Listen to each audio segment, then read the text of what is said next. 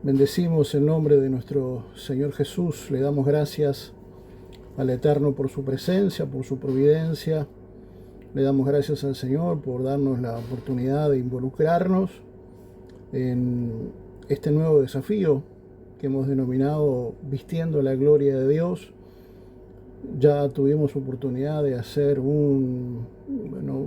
reconozco que una extensa introducción, pero hoy sin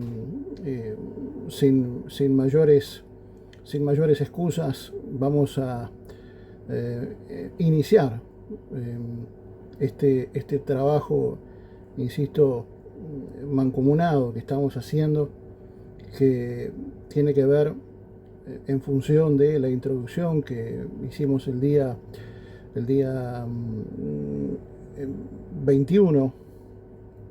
21 de diciembre, respecto de cómo esta sociedad, a partir de la imposición, a partir de la violencia, a partir del miedo, valga la redundancia, intenta imponernos una forma de vivir, una forma de pensar y por tanto una forma de vestir que difiere mucho de la vestidura que el hombre y la mujer de Dios tiene que vestir. Una vestimenta que va más allá de lo literal, sino que tiene que ver con una categoría, que tiene que ver con una impronta, que tiene que ver con una espiritualidad, que tiene que ver con una cultura, y por lo tanto el renunciar a esa vestimenta lo que implica es que nosotros hemos decidido llamar a las cosas por su nombre. La Iglesia tiene que entender que ha sido llamada a decir las cosas por su nombre. ¿Y por qué digo esto? Porque este mundo cada vez más, este sistema mundo cada vez más llama a lo malo bueno. El problema es que de manera absolutamente proporcional, un mundo que llama a lo malo bueno está compartiendo y está asistiendo de manera justificada a un mundo en donde a lo bueno lo llamamos malo. La Iglesia necesita, vuelvo a insistir, llamar a las cosas por su nombre, necesita decirle lo malo malo y a lo bueno bueno en función de lo que nuestro rey nos ha enseñado, de lo que la cultura del reino nos ha enseñado, y por lo tanto esa vestidura, ¿sí? esa envergadura, esa responsabilidad, esa necesidad que tiene que ver con la de manifestar una identidad de reino, bueno, implica el ejercicio de una conducta, el ejercicio de una docencia, el ejercicio de una responsabilidad cívica, implica el posicionarse de la manera correcta, en el lugar correcto y bajo el señorío correcto, para, vestido de la manera correcta, poder ser funcionales a los propósitos del Eterno y por supuesto que funcionales a los propósitos de la Iglesia de Jesucristo. Por eso la necesidad y la urgencia de poder comenzar en esta temporada de la vida a recambiar nuestros propios roperos, ¿no?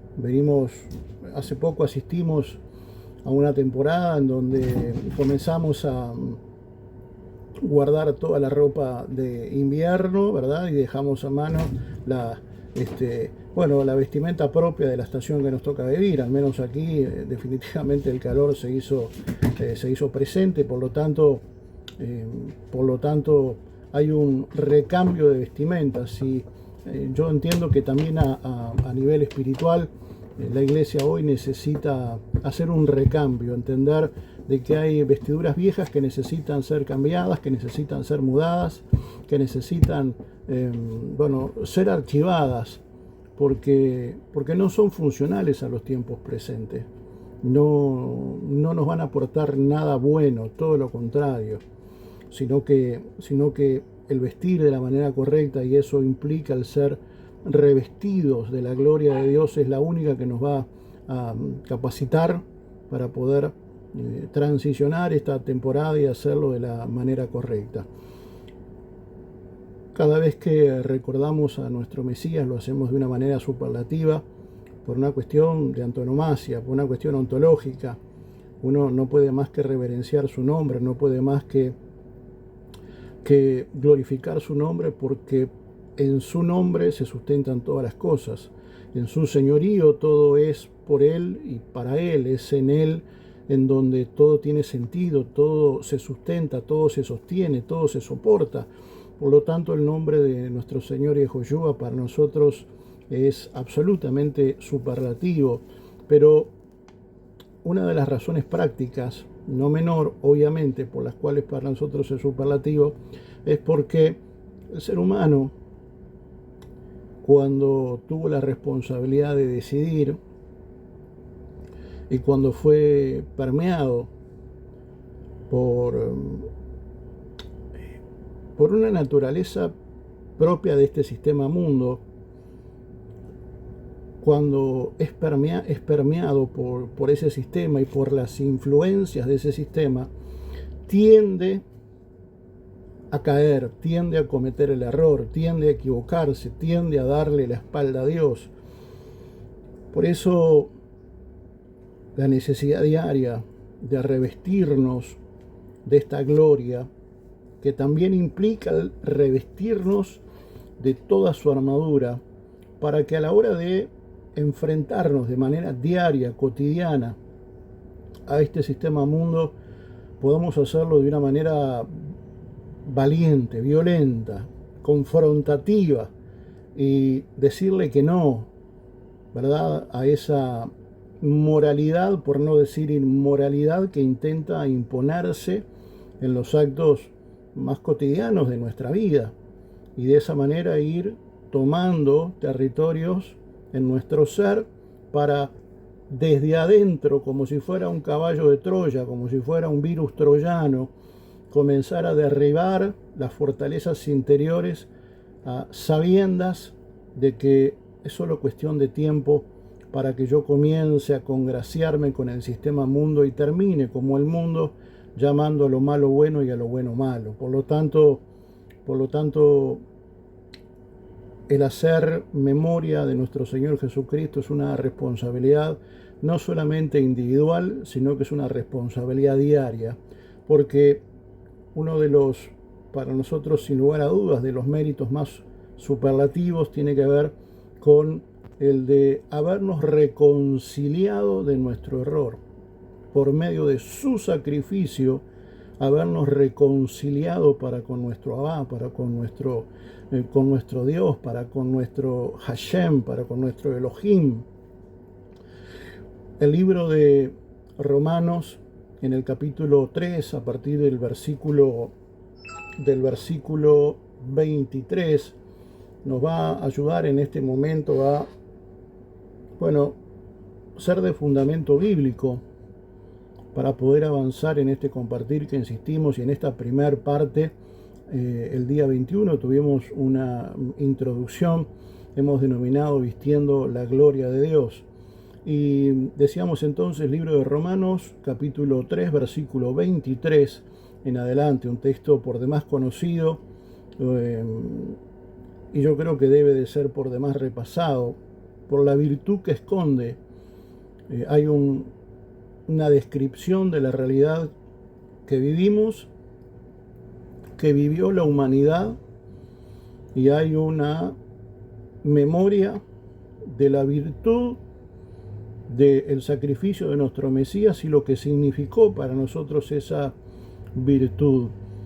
Libro de Romanos, capítulo 3, versículo 23 en adelante, la Escritura dice, esta es una versión textual de cuarta edición, dice, por cuanto todos pecaron y están privados de la gloria de Dios, siendo declarados justos gratuitamente por su gracia, mediante la redención que tiene en Cristo Jesús, a quien Dios exhibió como propiciación por su sangre mediante la fe, como demostración de su justicia a causa del pasar por alto los pecados previamente cometidos en la tolerancia de Dios, para la demostración de su justicia en el tiempo presente, para ser justo cuando declara justo al que es de la fe de Jesús. Lo que la Escritura dice en términos muy prácticos y muy coloquiales es que por medio de la gracia, por medio de la virtud, por medio del atributo, por medio del sacrificio,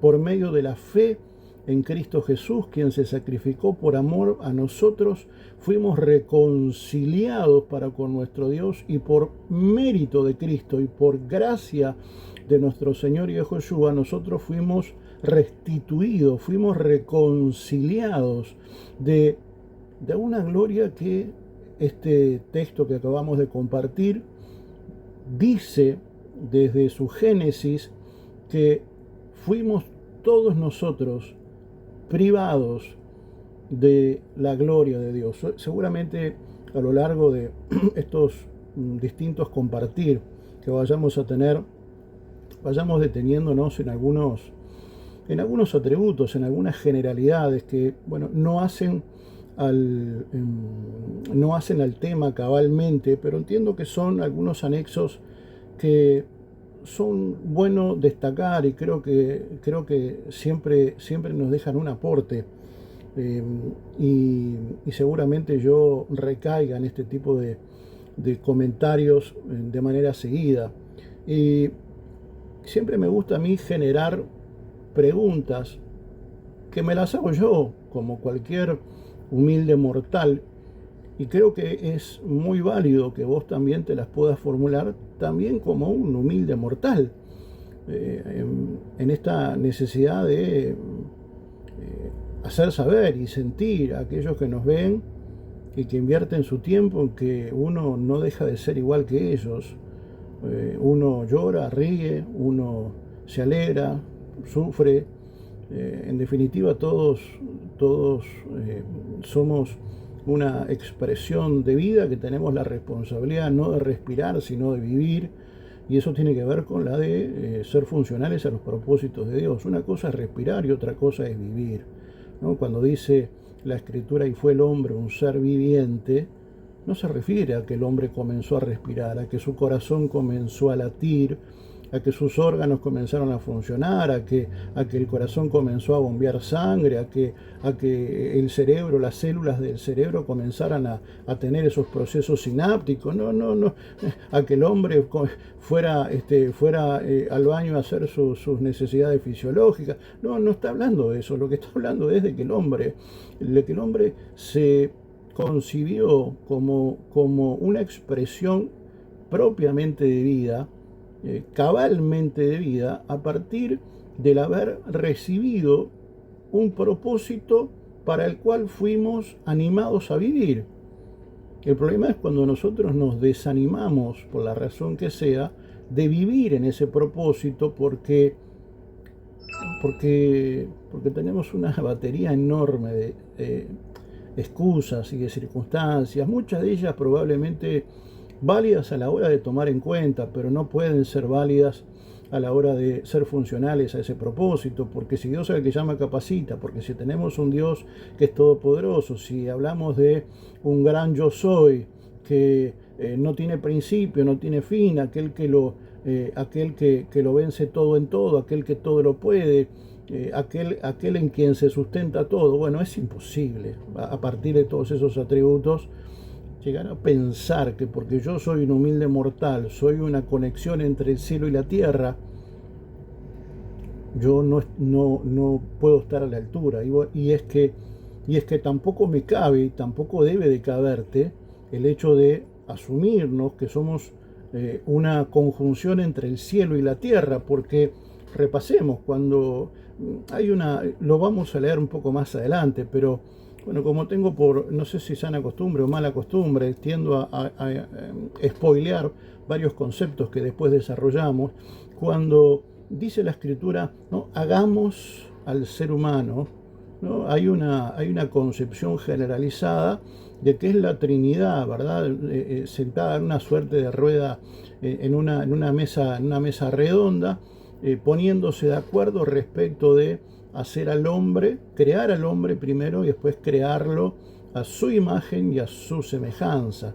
Bueno, yo no digo que no sea así, lo que digo es que cuando uno repasa fundamentalmente los originales, se encuentra con expresiones como la de Elohim, como la de Hashem, ¿no? O el tetragramatón, ¿no? Dice que se menciona como Yahweh, ¿no?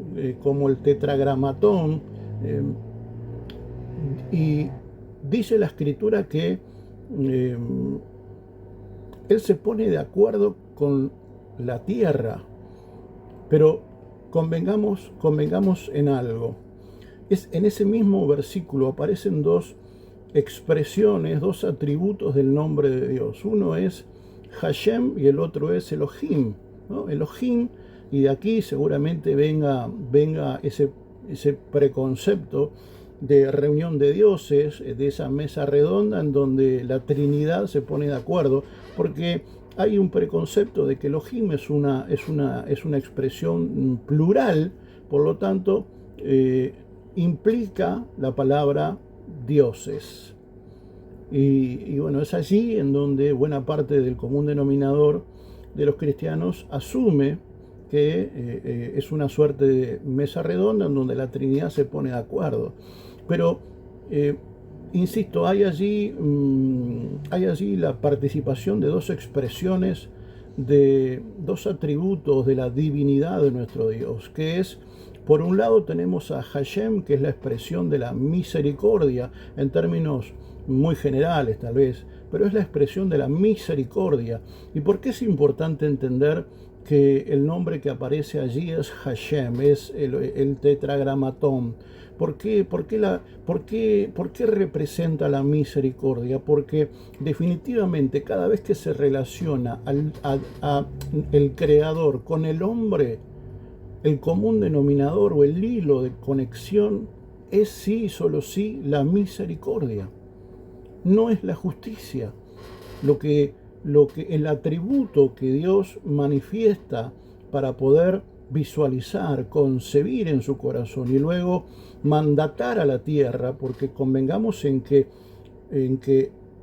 se toma del polvo de la tierra, hay una comunión entre cielo y tierra ante la naturaleza divina y esta naturaleza corpórea, material, esta naturaleza molecular.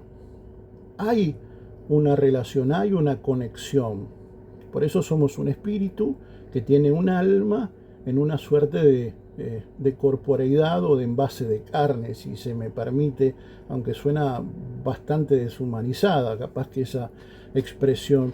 Entonces, yo creo que no es menor que la Iglesia pueda entender estos conceptos que tal vez para muchos es absolutamente superficial, pero para mí es altamente significativo, porque claramente queda en evidencia que hay una relación visceral entre la misericordia de Dios y la gema, la joya de su creación que somos nosotros. Sos vos, soy yo, son tus afectos, son mis afectos, es la iglesia de Jesucristo, es la misericordia, aquello que nos interrelaciona de la manera más válida seguramente para con nuestro Dios, es ese tener amores, es esa expresión máxima de gracia, ¿verdad? Es esa misericordia la que Dios manifiesta desde el momento gestacional, desde el momento prácticamente de la concepción, desde el momento de esa cópula divina.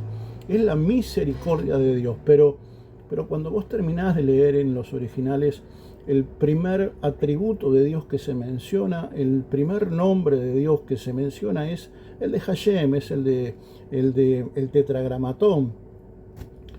Pero cuando el versículo termina, aparece el nombre de Elohim. Y Elohim, de alguna manera, representa, bueno, el deseo, el anhelo de Dios de establecer justicia. En la expresión Elohim, lo que los judíos entienden se manifiesta de manera mayormente proporcional, es el atributo de la justicia. Y es que para nosotros es absolutamente innegable de que tenemos un Dios que es misericordioso. Es más, por su misericordia, nosotros hoy hemos sido hallados aceptos, no por nuestros méritos, sino por los méritos de nuestro Mesías, nuestro Señor Yahushua. Pero no necesito decir, aunque a veces creo que se nos pasa demasiado por alto, el hecho de, a la hora de vivir y a la hora de fundamentar nuestras acciones, y me refiero a que muchas veces nosotros no vivimos de una manera justa, negando, no intelectualmente, pero sí a partir de nuestros hechos, de que nuestro Dios no es un Dios que se conduzca de la manera justa, porque si yo debo de imitar a mi Dios y yo me conduzco de manera injusta, inmoral, equivocada, lo que estoy diciendo es que la imagen que yo estoy profesando es la imagen de Dios injusto. ¿Por qué? Porque yo me conduzco de una manera inicua, de una manera equivocada, de una manera errónea, de una manera injusta. Pero no necesito decir que vos y yo sabemos que uno de los atributos de Dios y de los seguramente más relevantes por su propia naturaleza, por una cuestión ontológica, es que Dios es justo. ¿Y por qué Dios es justo? Porque Dios es santo. No se puede ser santo si primero no somos justos. La santidad, que no es un mérito nuestro, sino que viene por medio del Espíritu Santo, se manifiesta en nosotros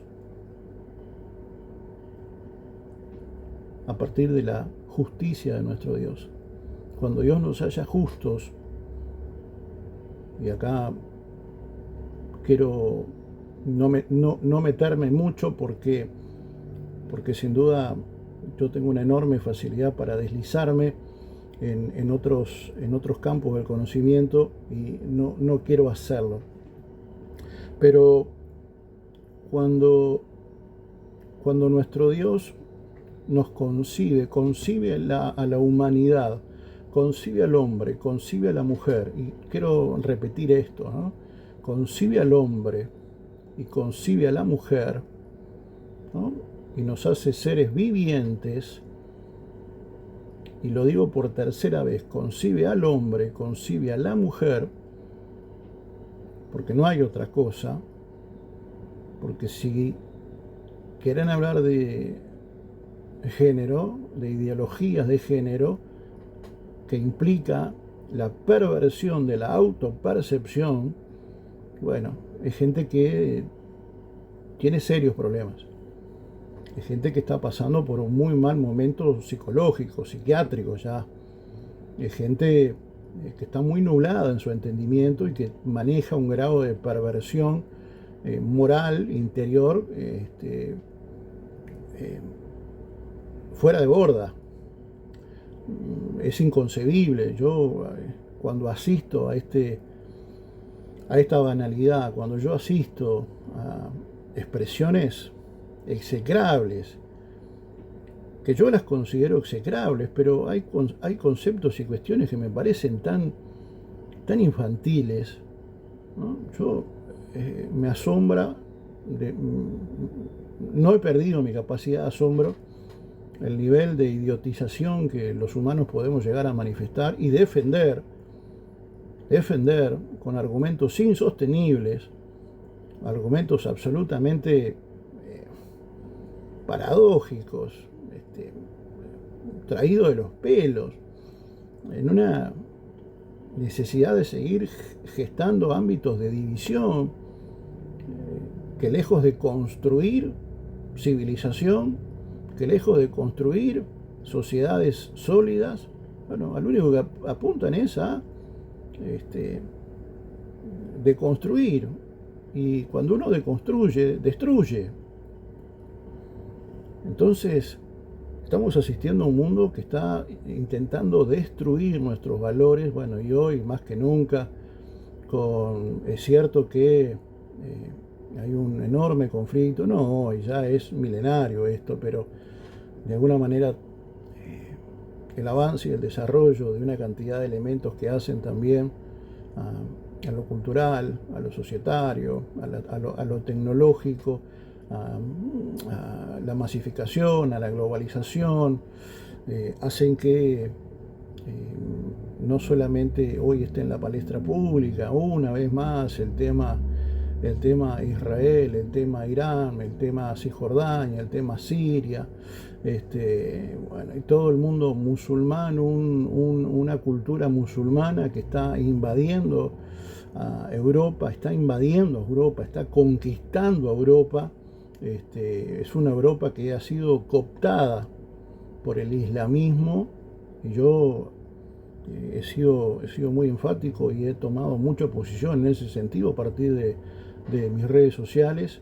Y digo cooptada porque la cooptación implica e involucra que hay elementos internos que ayudan de manera superlativa a que ese elemento exógeno externo pueda encontrar y abrazar, sostener y defender a ultranza algo que no es propio del lugar al cual nosotros pertenecemos. Esa cultura es absolutamente no coincide en lo más mínimo con nuestros valores occidentales y nuestros valores cristianos. No somos el día y la noche, es el agua y el aceite. Y yo no entiendo, la verdad, hay gente que defiende lo indefendible, y la iglesia necesita seguir de manera respetuosa, de manera armoniosa, pero de manera enfática. Necesita decir, bueno, muchachos, nos están llevando puestos, vamos a terminar todos mirando a la Meca, donde sigamos así, en 20, 30 años terminamos todos mirando a la Meca y vestido de túnica larga. Miren que no es joda esto. Yo, francamente, aquellos que tenemos hijos chicos, el mundo que tenemos es un mundo muy complejo. Por lo tanto, la necesidad de trabajar en ellos y con ellos para que sean ellos hombres vestidos de la gloria de nuestro Dios, para estar a la altura de los desafíos que seguramente sus días les van a tener presente. Así que la concepción, la creación, la gestación del ser humano es el resultado de la misericordia de Dios, de la justicia de Dios, pero que tienen una comunión con la tierra, porque Dios le habla a la tierra. En ese hagamos involucra a esta naturaleza. No en vano tenemos esta naturaleza. Así que esa concepción divina que comenzó en el seno de lo divino tuvo un hilo de conexión, una repercusión con la tierra, y a partir de allí el ser humano fue concebido a su imagen y semejanza. ¿Por qué su imagen y semejanza? Porque nosotros fuimos concebidos como un reflejo de su luz, fuimos concebidos como un reflejo de su gloria, fuimos concebidos hombres y mujeres misericordiosos, y vaya si lo hemos perdido, justos, vaya si lo hemos perdido.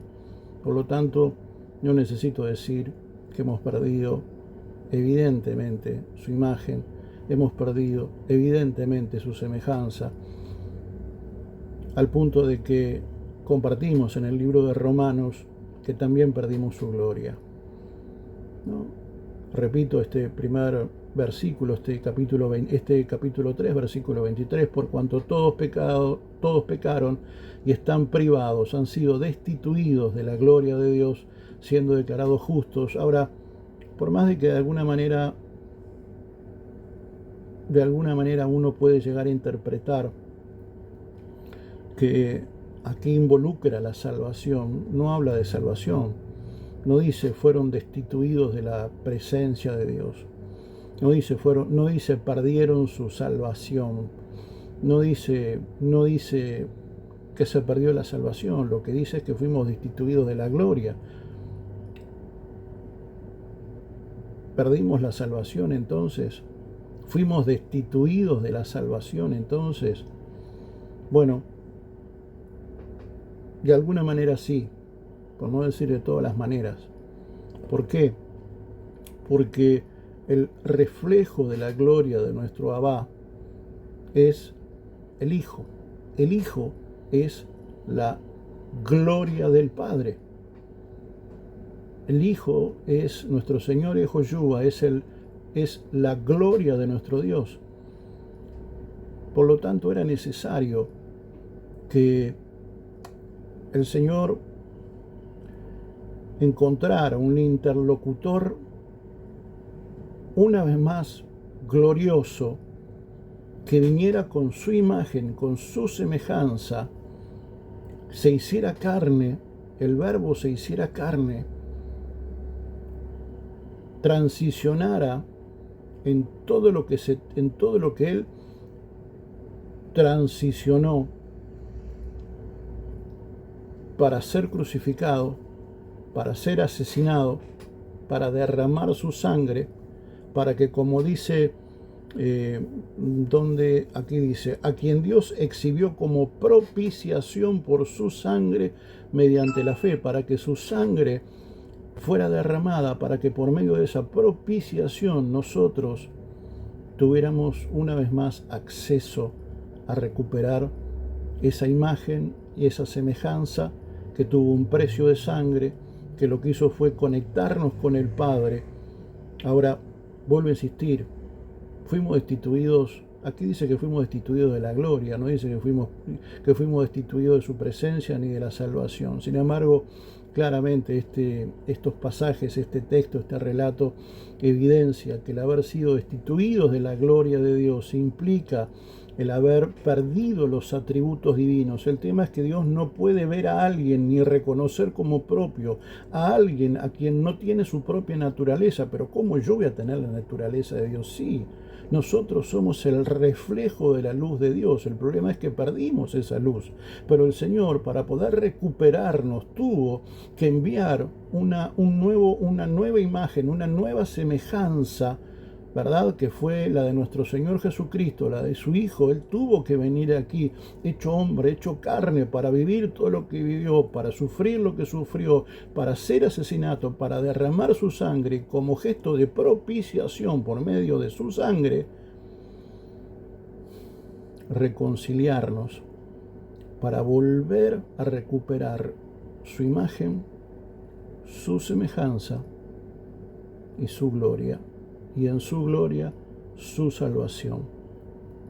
Porque la gloria representa los atributos que nos hacen parecer a. Cuando Cristo pasó lo que pasó, por medio de su virtud, de sus atributos, de sus méritos,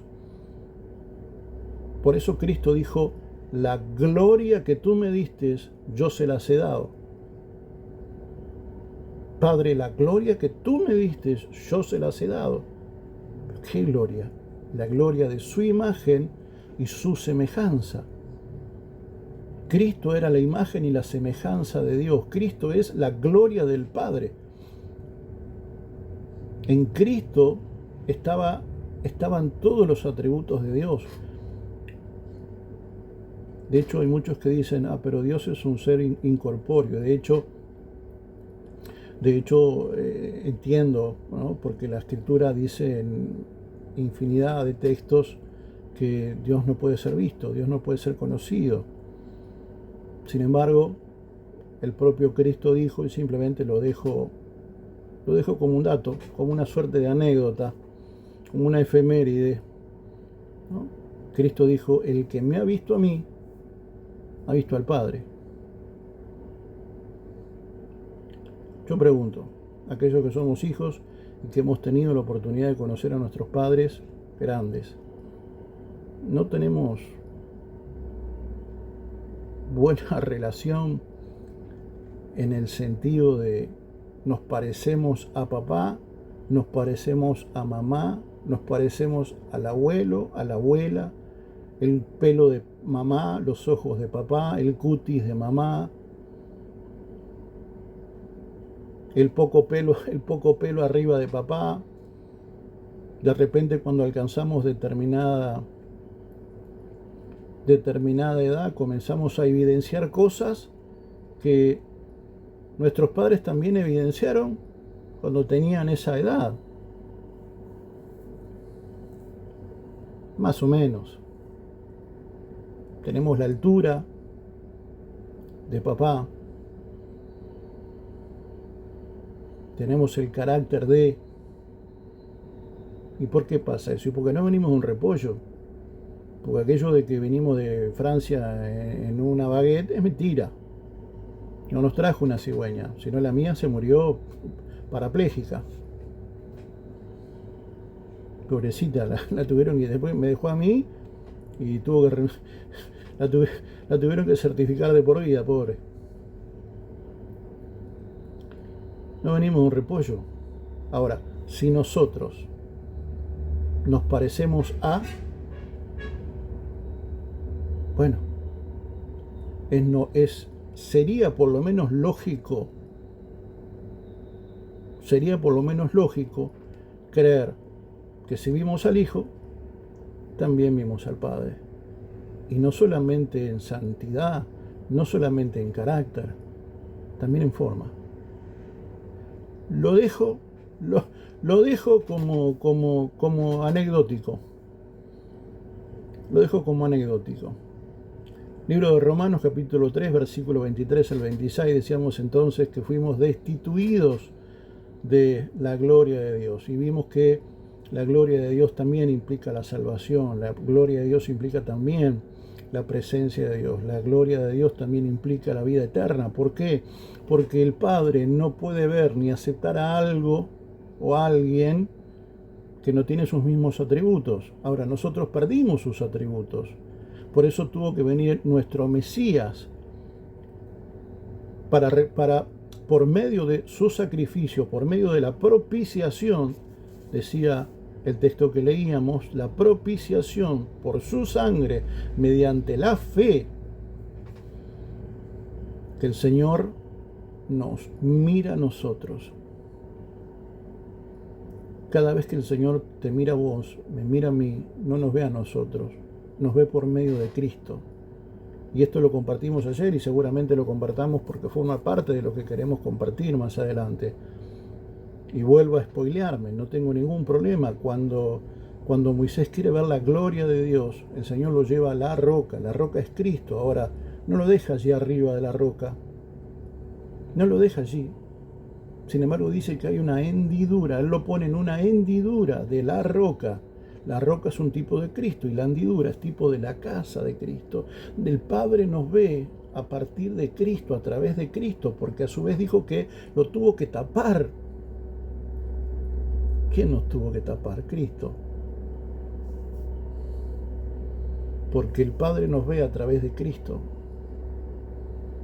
Porque nosotros recobramos esa imagen y esa semejanza, pero a partir no de mis méritos, no de mis atributos, sino de los atributos de Cristo. Por eso el Padre ve a Cristo.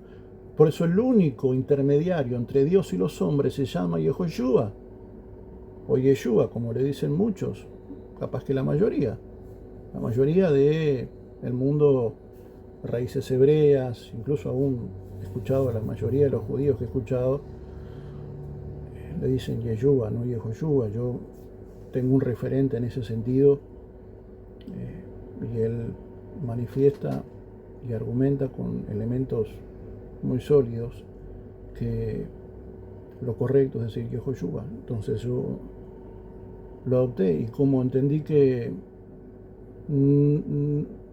los que dicen Yeshua tampoco lo descartan, entonces me quedo con esa, porque entiendo que es la correcta. Pero bueno, sería una reverenda estupidez detenernos mayor tiempo en esto. El hombre fue destituido de la gloria de Dios. Vos y yo perdimos la gloria. También debo decir y contar una vez más el final, y es que por medio de el Verbo hecho carne, por medio de nuestro Señor Yehoshua, nosotros recuperamos esa imagen y semejanza, aunque nuestro Dios nos sigue viendo a partir de nuestro Mesías. Por eso es tan importante darle gloria a nuestro Señor Yehoshua, es tan importante darle gracias a nuestro Señor Jesús y parecernos cada vez más a Él, y seguir repasando cómo Él caminó, cómo Él miró, cómo Él respondió en cada uno de los aspectos, en cada uno de los momentos. Volver a repasar y repasar Los judíos en ese sentido son un pueblo digno de ser imitado. ¿Por qué? Porque en su enorme mayoría hacen una defensa acérrima de su cultura. Los niños judíos desde los 3 años son enviados a estudiar. A los 12 años, al menos en los tiempos de Jesús, a los 12 años lo que nosotros consideramos un niño de 12 años o una niña de 13 años son considerados adultos, pero a los 3 años los niños judíos, las niñas judías, ya son comisionadas a estudiar. Usted dirá, bueno, varón, acá también y estamos a miles de kilómetros de Israel. Bueno, pero fundamentalmente buena parte de la educación que le enseñan a los judíos es su cultura, su historia, su presente, y a partir de ambas comenzar a construir su futuro. Pero siempre hay un fundamento absolutamente importante y sustantivo que es su cultura.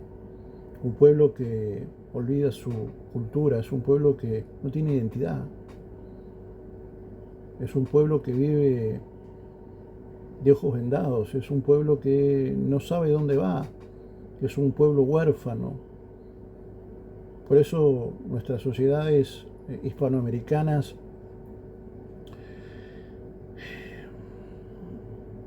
son sociedades que hoy tiran para un lado, mañana tiran para el otro, hoy tiran para arriba, mañana tiran para abajo.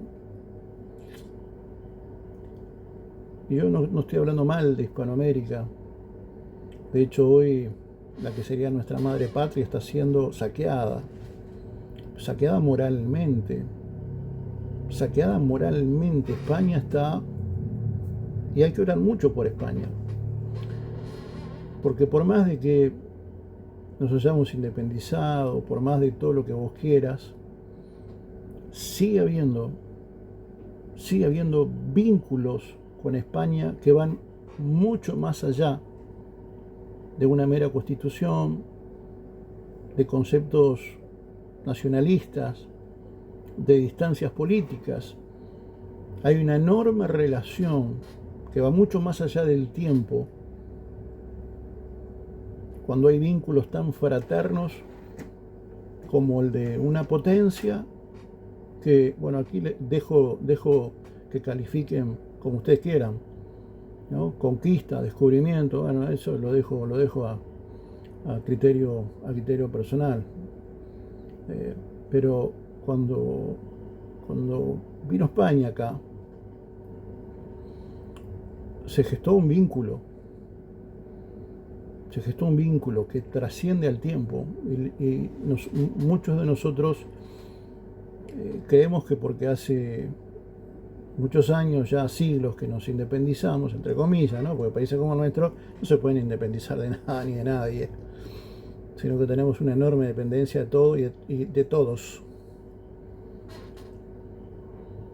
Así que dejémonos de fanatismos. Pero cuando vos tenés un vínculo de esa naturaleza, más allá de si fue descubrimiento o conquista, lo que sí no se puede negar es el vínculo que tenemos.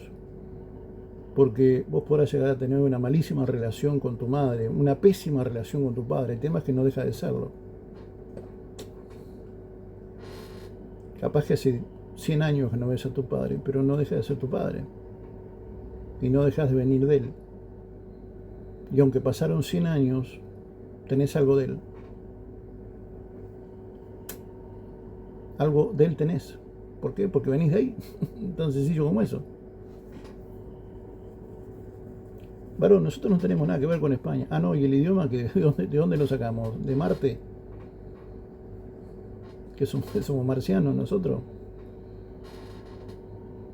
Lo que se habla en el 80% de Hispanoamérica, de México para acá, es español. Y digo 80 porque Brasil es un continente aparte. Entonces tenemos vínculos muy férreos con España, que van más allá de lo que yo pueda llegar a pensar o creer. Va más allá de si he roto relaciones comerciales o no, coyunturalmente con España. Tenemos un vínculo que es fraterno, sanguíneo. espiritual con España, y España hoy ha sido cooptada por la inmoralidad. España hoy está a un paso de, primero, de una enorme crisis institucional, de una gran crisis económica, está siendo islamizada, y el problema es que si nos ponemos a hilar fino, que obviamente ninguno de nosotros, bueno, creo yo, somos estudiosos de geopolítica, ni historia, ni nada de eso, pero si uno hace un repaso más o menos riguroso, todo lo que pasa por España, 2 años, 5 años, 10 años más tarde, pero llega acá. Va, primero llega a Argentina y después viene acá, ¿no? No necesito decir que el 90% de las políticas sociales que nosotros innovamos como país vienen de Argentina, ¿no? O de España. Dije 90, no, debí decir 95, 97, más o menos.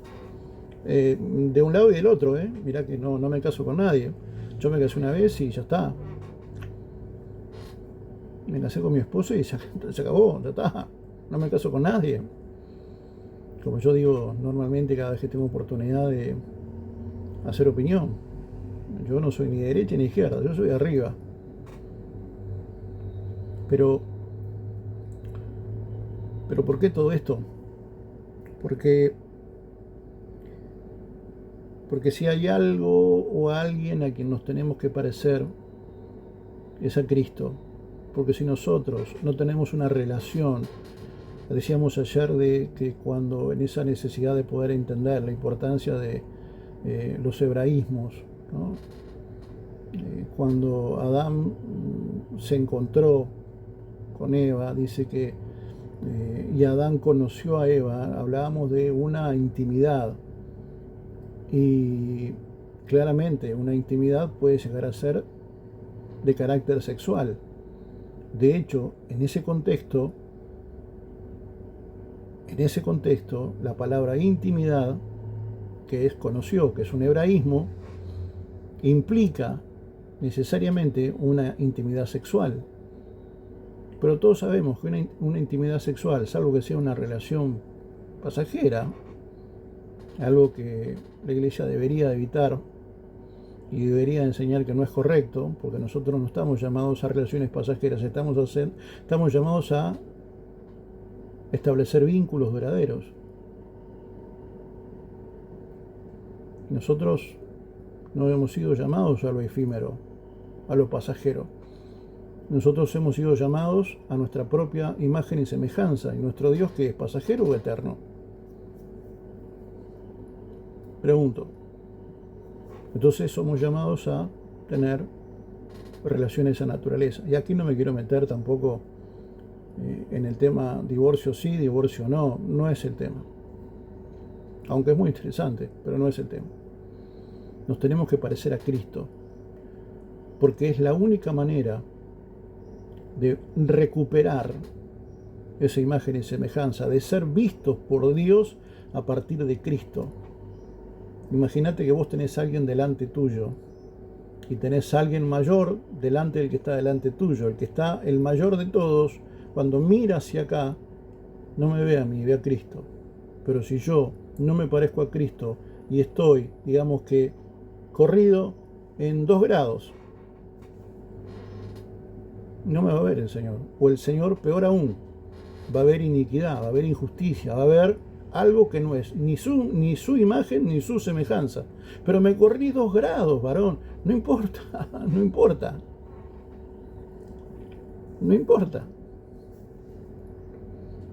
El Señor, una de dos, o no te va a ver, no me va a ver,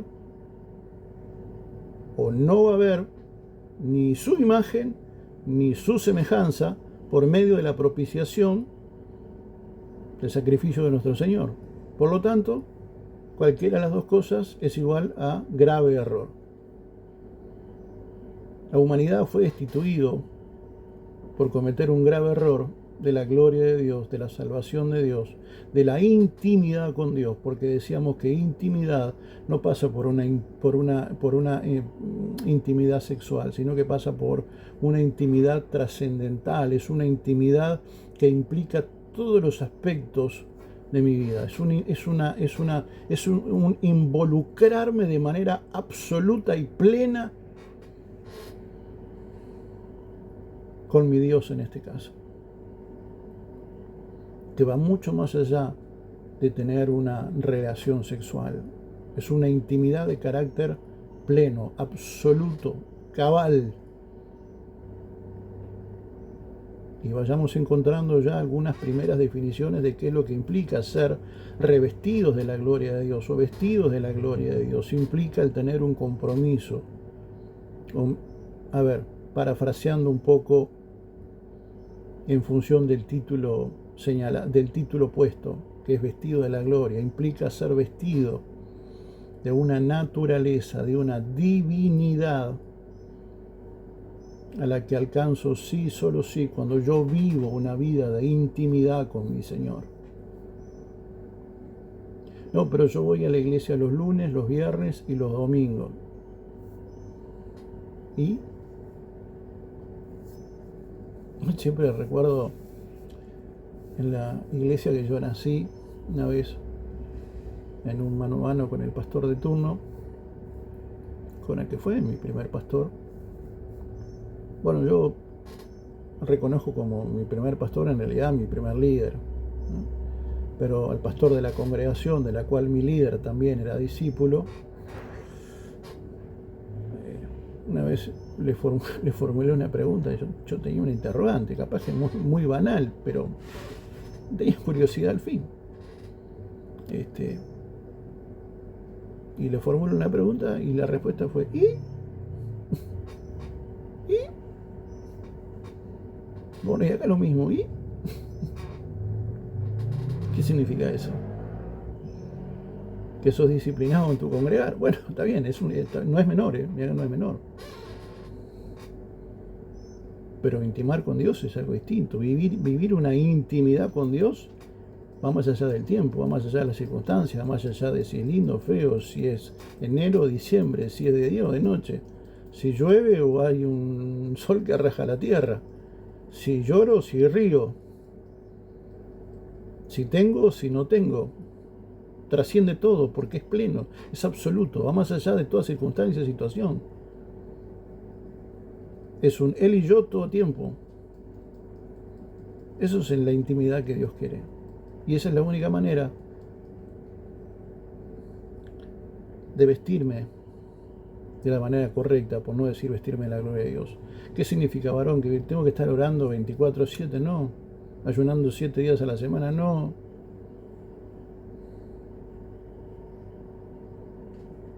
Te animo a empezar con tu propia definición de lo que es tener intimidad. Creo que no es poca cosa. Y a partir de trabajar sobre esa incipiente definición personal que todos tenemos, bueno, el trabajo personal de profundizar esa definición.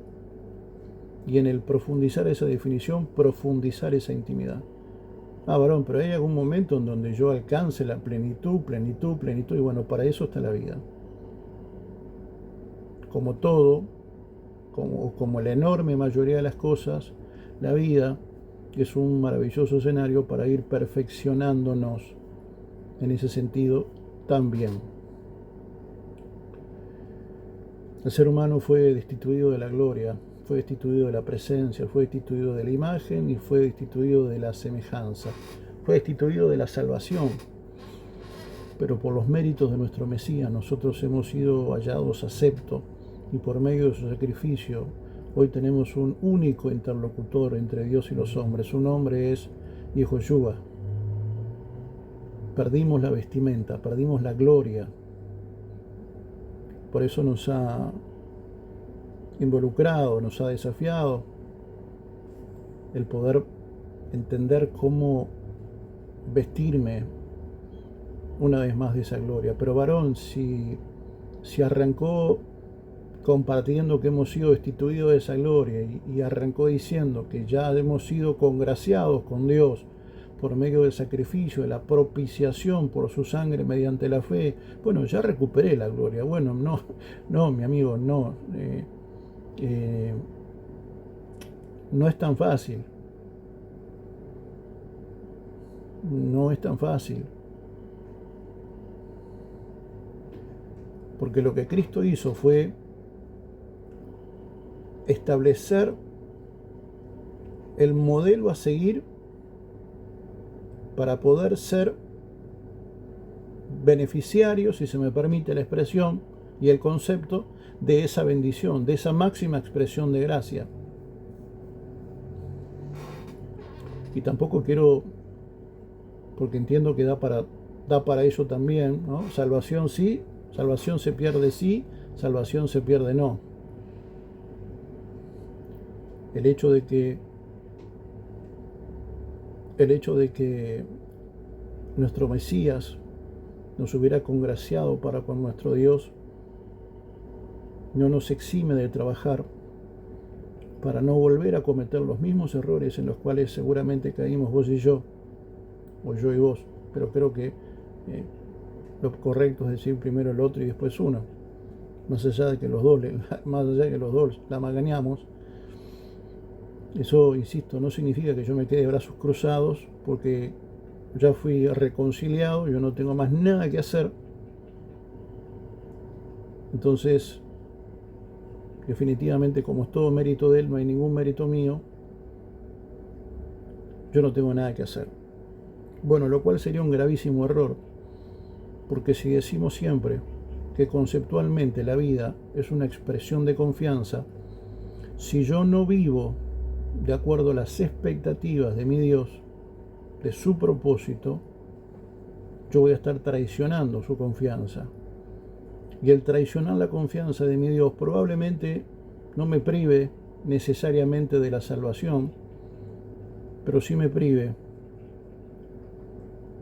de manera inequívoca de vivir una vida muy distinta y de agradar al corazón de Dios de una manera diferente, con todo lo que eso significa. Con todo lo que eso significa. Por lo tanto, yo no hago una apología del error, ni un llamado encendido a equivocarse o a vivir de manera desmedida, porque total el sacrificio ya fue hecho, no va a volver a sucederse. Por eso, mientras muchos hoy esperan la reconstrucción del tercer templo, nosotros entendemos que nuestro templo es nuestro Señor Yahushua, de que no hay más sacrificio. Él fue el cenit de los sacrificios. No hay más. No hay otro. Nada puede sustituir a ese. No hay nada que yo pueda hacer como mortal que pueda sustituir a ese sacrificio y por tanto a ese pacto. Por lo tanto, la necesidad y el trabajo individual de parecerme todos los días a Él es absolutamente visceral a mi condición de mortal y a este peregrinar que tenemos por esta expresión de confianza llamada vida en este sistema caído llamado mundo, un sistema que permanentemente por su propia naturaleza caída va a ser lo indecible porque yo me equivoque, y el hecho de que yo me equivoque probablemente no me lleve a perder la salvación, probablemente, pero no significa que no traiga consecuencias severas sobre mi vida y sobre aquellos que vienen a mi lado y muchos de ellos después de mí. Por lo tanto, no lo puedo tomar a la ligera, no puedo ser tan irresponsable de pensar de que Cristo ya pagó el precio en un madero por amor de mí y yo simplemente, vivo mi vida conforme yo entiendo, sino que cuando yo entiendo este concepto, esta virtud maravillosa de la cual yo soy heredero, no puedo más que vivir una vida conforme a su corazón con todo lo que eso significa, con la responsabilidad que desafía a cada uno de nosotros todos los días de nuestra vida. Porque todos los días de nuestra vida vamos a tener la expresión de confianza de Dios hasta que Él nos llame a su presencia para seguir imitando y viviendo conforme a esa imagen y a esa semejanza que es el reflejo de la gloria de Dios. Como siempre, o como muchas veces les he dicho, yo he descubierto en mi relación personal, en mi intimar con nuestro Dios, que el Señor nos concibe, en su omnisciencia y en su deidad, él establece principio, desarrollo y fin. Tampoco vamos a entrar en predestinación sí, predestinación no. Pero que cuando nos pone aquí, o permite que vengamos aquí, Él nos pone ya con un final resuelto, nos pone en el principio y nos lleva a transicionar en el desarrollo para poder alcanzar el final que debemos de alcanzar, o al menos colmar sus expectativas en ese y todos los sentidos. ¿Por qué digo esto? Porque de alguna manera comenzamos por el final, o por una etapa cercana al final. Por supuesto que tenemos un final distinto, no diametralmente, porque en definitiva Romanos 3, 23 al 26 habla de que fuimos destituidos, pero después habla de que hemos sido reconciliados por medio del sacrificio de nuestro Señor Jesucristo, lo cual es glorioso, definitivamente glorioso. Pero claramente la definición, la conclusión de este peregrinar tiene que ver con la de ir concluyendo de qué manera nosotros hemos asumido en esta intimidad con el Padre que necesitamos volver a recuperar esa vestimenta que a veces, insisto, a veces uno en su diario caminar y en esos pequeños errores que uno va cometiendo, que se van acumulando y que se van gestando y se van consiguiendo y se van estableciendo como estructuras que son estructuras de poder, que son enemigos de la gracia, que son enemigos del favor, que son enemigos de la santidad y por tanto de la justicia. Entonces es como que todos los días tenemos que morir a nuestro yo, mirar a Cristo y volverlo a imitar a Él, responder como Él, y por lo tanto la vida es un maravilloso ejercicio que tenemos que llevar adelante para poder estar en la plenitud, ¿verdad? Y de esa manera estar vestido para la ocasión. Pero volvamos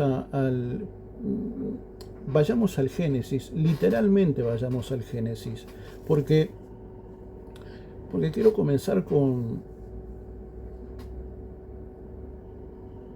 de alguna manera ya lo hicimos algunos comentarios, anexos, pero comentarios al fin, respecto de la concepción del ser humano, respecto de nuestro parir, desde el punto de vista más cabal, más completo. Y evidentemente el libro de Génesis es el fundamento bíblico para avanzar en este peregrinar.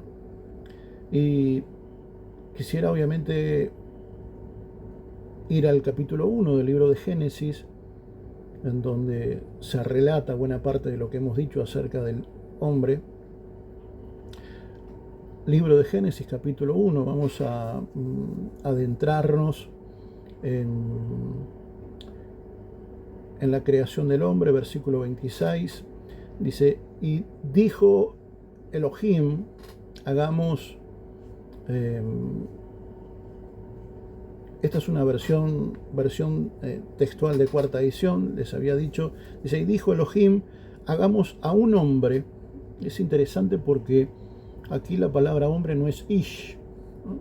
Que es la definición por antonomasia de hombre, hombre masculino, hombre sexo masculino, género masculino, biológicamente masculino, ¿no? Eso vendría a ser en su mayor acepción la palabra hebrea ish, ¿no? Es muy interesante el hebreo, ese lenguaje semita, ¿no? Es maravilloso porque sus palabras, a pesar de todas sus limitantes en comparación con la riqueza del idioma castellano, del idioma español, no deja de ser fascinante, porque cuando uno habla de el hombre y la mujer biológicamente, ¿sí? Estoy hablando de X y de Y, cromosomas, ¿no? cuando habla del varón, la palabra correcta en hebreo es ish. Sin embargo, cuando habla de la mujer, sexo femenino, biológicamente femenino, género femenino, es isha, isha. Y es un sonido mucho más gutural, mucho más interno, mucho más visceral. Y vos fíjate que no es casual, porque en definitiva la mujer fue tomada del hombre, fue sacada del interior del hombre. Y la propia definición, hasta en su pronunciación, deja en evidencia la naturaleza divina de la mujer. No es tampoco casual de que mientras los órganos sexuales, los genitales del varón, son externos, los órganos sexuales de la mujer son internos. Vos fíjate cómo todo tiene que ver con todo, desde su nombre hasta su concepción, porque todo comienza con un nombre, todo comienza con un ish y con un isha. Sin embargo, cuando el original habla de la creación del hombre, bueno, primero vamos a leerlo. Y dijo Elohim, hagamos a un hombre a nuestra imagen, conforme a nuestra semejanza, y ejerzan dominio sobre los peces del mar. No sé si se dieron cuenta que dice, hagamos un hombre. Sin embargo, cuando continúa dice, y ejerzan plural. ¿Por qué plural? Y ejerzan dominio sobre los peces del mar, sobre las aves de los cielos, sobre el ganado, sobre toda la tierra, y sobre todo reptil que rapta sobre la tierra. Y Elohim Aleph Tav creó al hombre a su imagen, a imagen de Elohim, lo creó, macho y hembra los creó. Es muy interesante porque cuando la Biblia vuelve a mencionar, y esta vez lo hace de una manera más diferencial al hombre y a la mujer, hay como una especie de relato de que Dios creó, o concepción, preconcepto de que Dios creó primero al hombre y después crea a la mujer. Sin embargo, cuando vos vas, creo que es el capítulo 5, cuando habla estamos hablando siempre de Génesis, cuando habla acerca de la genealogía, te animo a que lo puedas repasar. Te vas a dar cuenta de que cuando habla de la genealogía dice Dios creó hombre y mujer, ¿no? Te vas a dar cuenta de que dice que los crean el mismo día. En definitiva, ¿cuándo fueron creados hombre y mujer? En el mismo día, a la misma vez. Efeméride, anécdota. Pero por aquí yo me detuve, dice que hagamos a un hombre a nuestra imagen, conforme a nuestra semejanza, y ejerzan. Pues allí yo me encontré con un plural, ¿viste? No entendí mucho, ¿no? Porque crea un hombre, pero después se habla en plural. ¿Cómo ejerzan? Si hay un hombre solo no pueden ejercer. En todo caso puede ejercer, no pueden ejercer, porque aquí la expresión ejerzan es un plural y por lo tanto, bueno, al menos a mí me generó una incongruencia. Pero claro, cuando uno va al original, la palabra ahí tampoco es ish, que vendría a ser masculino, un varón masculino, o un hombre masculino, sino que la palabra es Adam, que viene de Adamá, y Adamá es rojizo, tiene hilos de conexión con, bueno, esa figura, cuando uno dice rojizo, automáticamente ¿qué les viene a la cabeza? ¿No? El hermano de Jacob, de Esaú, que dice que era rojizo. Entonces, aquí la palabra en el original no es ish, es Adam, y Adam viene de Adama o Adamá, y Adamá es rojo o rojizo. Y es muy interesante porque si hay, cuando uno, cómo estas cosas, eh, cuando, claro, pasa el tiempo y a medida que uno se va encontrando y familiarizando con conceptos como estos, va entendiendo cosas que han pasado a lo largo de nuestra vida. Yo tengo 51 años y desde que, bueno, yo tengo uso de razón, hay como en esta suerte de conquista del espacio en la que el ser humano se ha embarcado ya hace unas cuantas décadas, eh, hay una suerte de fascinación en el sistema planetario con un planeta en particular.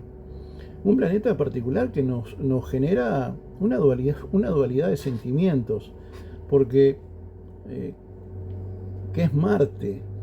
¿No?